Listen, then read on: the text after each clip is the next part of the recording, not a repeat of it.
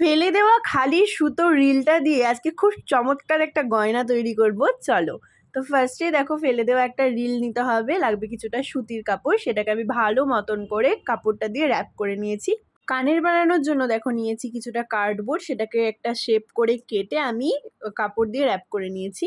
তারপর নিয়েছি একটা ফেব্রিক কালার আর 000 সাইজের তুলি। তো সেটা দিয়ে আমি নিজের ইচ্ছে মতন এখানে একটা ডিজাইন করে নিয়েছি। তোমাদের যার যেটা ইচ্ছে সেইভাবে ডিজাইন করতে পারো। কাপড়গুলো ভালো মতো আটকানোর জন্য কিন্তু একদিন অবশ্যই রেস্টে রাখতে হবে, তারপরে কিন্তু কাজ করা শুরু করতে হবে। দেখো নিয়েছি দুটো রিলের সুতো, সেটাকে আমি টার্সেল হিসেবে ইউজ করব, সেই জন্য ভালো মতন করে পাক দিয়ে নিচ্ছি আমি একটা স্কেলের সাহায্যে। তোমাদের যার যেটা ইচ্ছে যতটা লেন্থের প্রয়োজন সেই মতন তোমরা কিন্তু করে নিতে পারো। দেখো সুতোটা একদম মোটা হয়ে গেছে, আবার ডলি সুতো ইউজ করতে পারো।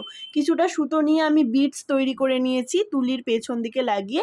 নর্মালি আঠা দিয়ে লাগালে এটা একদম তৈরি হয়ে যায়। দেখো আমি কিছুটা বল আমার পুরনো কানের থেকে খুলে এইটা সুতো দিয়ে আটকে নিয়েছিলাম, ছুঁচ সুতো দিয়ে। আর কানের পুশটা আমি বাবার সাহায্য নিয়ে একটু গ্লুগানের সাহায্যে আটকে নিয়েছিলাম। তো দেখো ফাইনাল লুকটা এখন এইরকম এসেছে আমার হার আর কানের। এটার ম্যাচ করে কিন্তু আমি চুড়িও বানিয়েছিলাম, সেটার লুকটাও তোমাদের সাথে শেয়ার করে নিলাম। এটা কিছুই না, দুটো কাঁচের চুড়িকে একসাথে আমি জয়েন্ট করে আঠা দিয়ে জাস্ট কাপড়টা দিয়ে র্যাপ করে বল লাগিয়ে দিয়েছি। আর এই দেখো একদম স্টাইলিং করে তোমাদেরকে দেখিয়ে দিলাম। গয়নাগুলো পরে কিন্তু ভীষণ এলিগেন্ট লাগছিল।